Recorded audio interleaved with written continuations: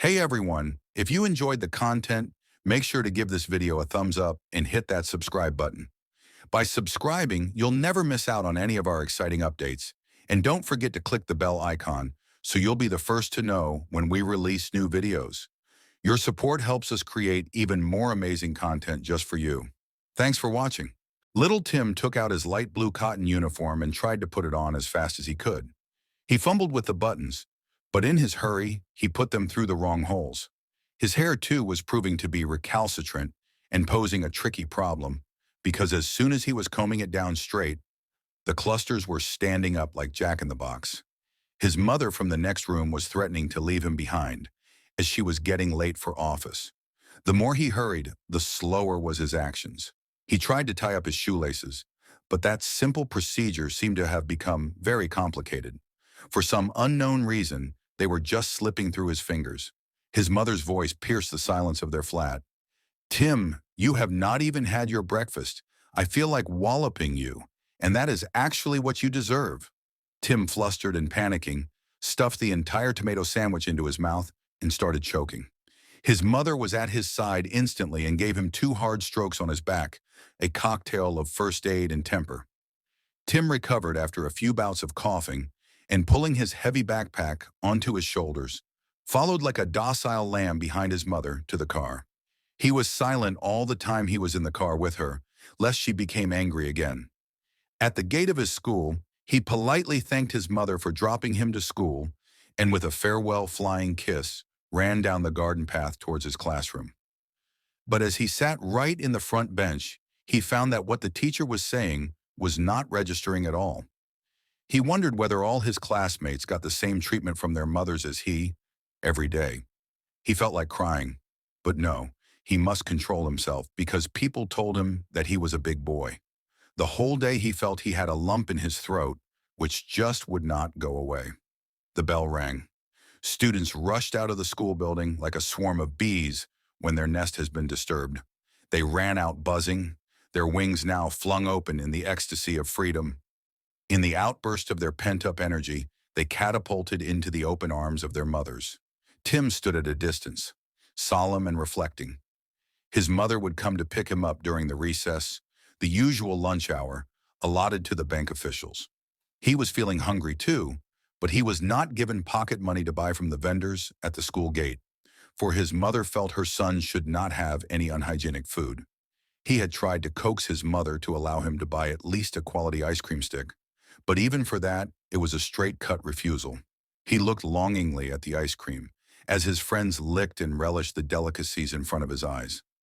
Again, he felt the lump welling up his throat. Then at a distance, he saw a figure. His face lighted up. He felt that he would explode with happiness. That figure was waving out to him and giving a warm, welcoming smile. Tim shot into his arms and burst out crying, "Papa, I love you so much. Where were you?" Then Tim controlled himself with difficulty and, wiping his eyes with the cuffs of his sleeve, said, "I am sorry, Papa. You see, the lump had got stuck in my throat all day, but seeing you, I could not stop it from coming out." Tim's father pressed him tenderly to his heart and gently wiped his tears. He stroked his curly hair lovingly and soothed him by saying that everything would be all right because his daddy was there for him.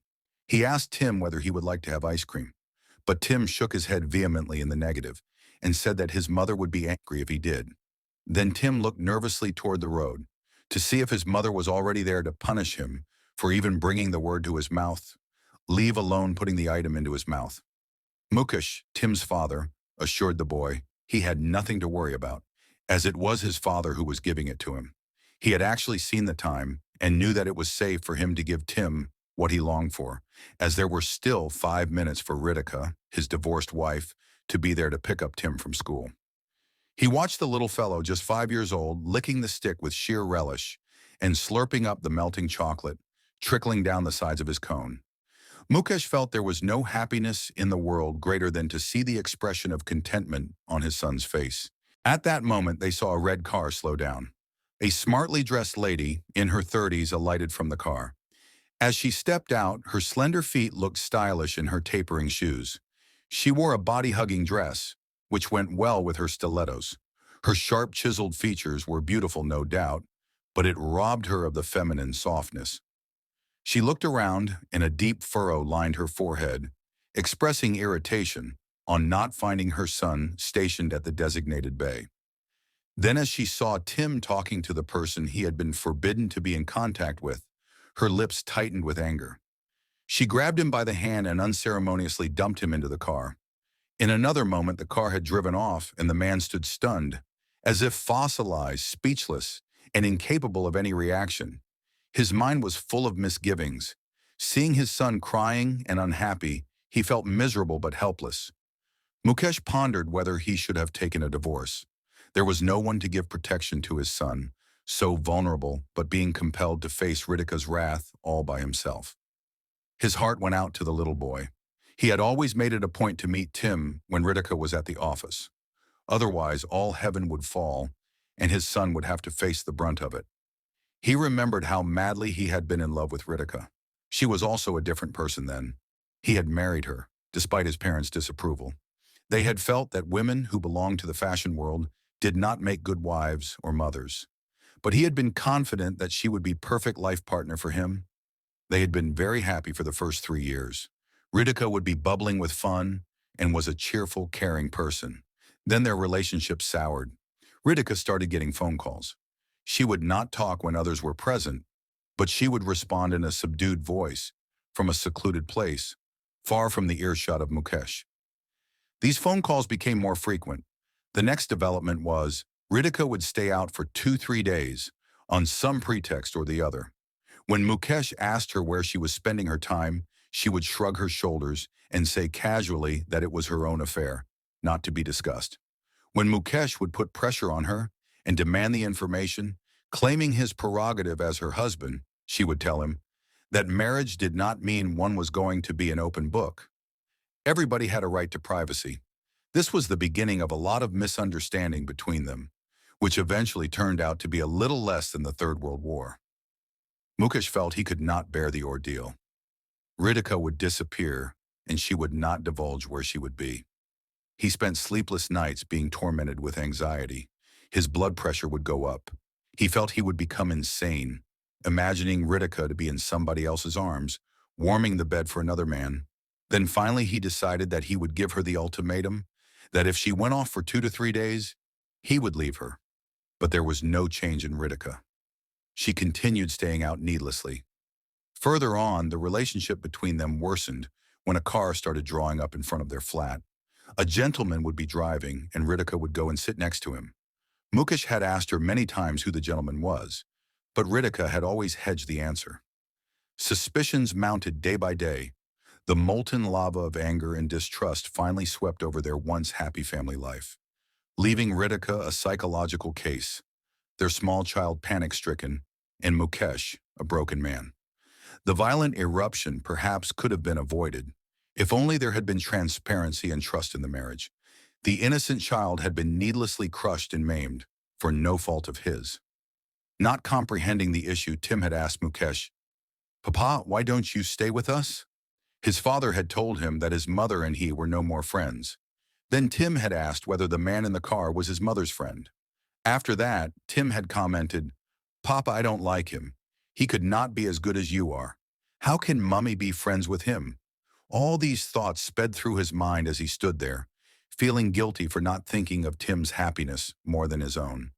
Then very slowly, still deep in thoughts, he proceeded towards his one-room flat. He had not cared to live in luxury, for with his depressed mental state, anything was all right for him. He was heartbroken. He had loved Ritika intensely, and he still loved her as much. But things had got out of control. Now we come back to Tim once more. When his mother had pushed him roughly inside her posh, immaculate car, he had withdrawn into his little shell, like a tortoise. Unreasonably, a lump again had got stuck in his throat. But he was a big boy. He must not cry. As Ritika pressed the accelerator harder than required, almost with vengeance, she gave Tim a meaningful look and said under her breath, "Wait till I skin you alive when we reach home." Tim felt he was choking, trying not to let the lump come out. As they got home, Tim rushed into his bedroom to take off his school backpack. He had hardly taken off his shoes when he saw his mother approaching. She looked as if she would literally skin him alive, as she had promised, for suppressed anger was blasting out of her eyes. She had a belt in her hand, and Tim knew he was going to be flogged with it. He dodged her and tried to escape by running to the opposite side of the dining table. It became a game between mother and son, the boy trying to escape, and the mother bent on giving him a sound whipping. This continued for a minute or two. Then the unexpected happened. Ritika slipped on the marble floor and hit her head against the wooden edge of the table. She fell like a log flat on her face and stayed motionless. When she did not move for quite some time, which seemed to Tim an eternity, he panicked. He did not know how to bring her back to her senses. He was certain when his mother got back her breath, he would get the promised thrashing, but even then he did not want his mother to be in that state. Then a thought struck him. He could ask his father for some advice, though he knew his mother would give him a harsher punishment for calling up his father. With nervous, trembling fingers, he dialed his father's number. "What is it, my pet? Is there anything I can do for you?" his father asked anxiously. Tim narrated the whole story between sobs. Mukesh told him not to worry, as he would be with him in a few minutes.